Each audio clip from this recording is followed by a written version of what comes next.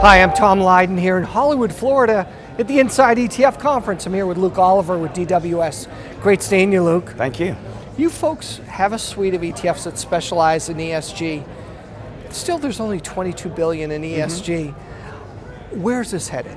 Well, 8 of those 22 came in last year. Right. And over the last 3 years, almost all of those assets have come in. So we're definitely finally seeing that ESG tipping point. Institutions are coming in. And finally, we've got products like the suite you mentioned that really tackle this problem of, do you have to give up something to have ESG? And the answer is you don't. Yeah, and the key is mentality among advisors and clients are changing.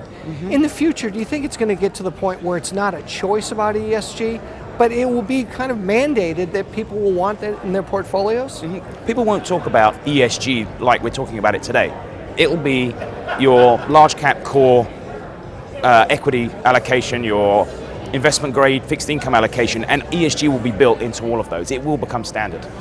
You launched an ETF last year, SNPE, which is the S&P 500 ESG ETF, which again takes the S&P 500, removes some of the bad actors, get actually 187 companies within that index are removed to come up with an ESG ETF that actually performed better than the S&P 500 in the last 12 months. Yeah, and it did. And by design, it's actually designed to look very much like the S&P 500.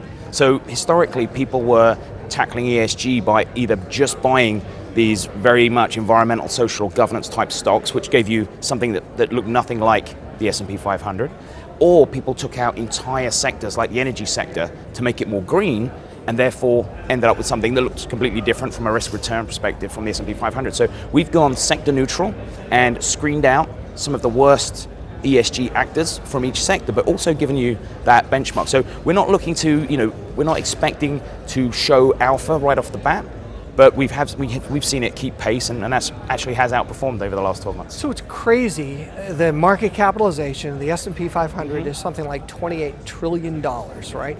$9 trillion is benchmarked to the S&P 500. There's a lot of upside here, right? There's a lot. Now, there's going to be adoption of new money, I think is going to really accelerate. And then over time, we're going to see the older money slowly migrate over into these ESG products. And who knows, we might see older products actually start backfilling in ESG and becoming ESG funds themselves. So I think the future really is ESG. This is more than a fad.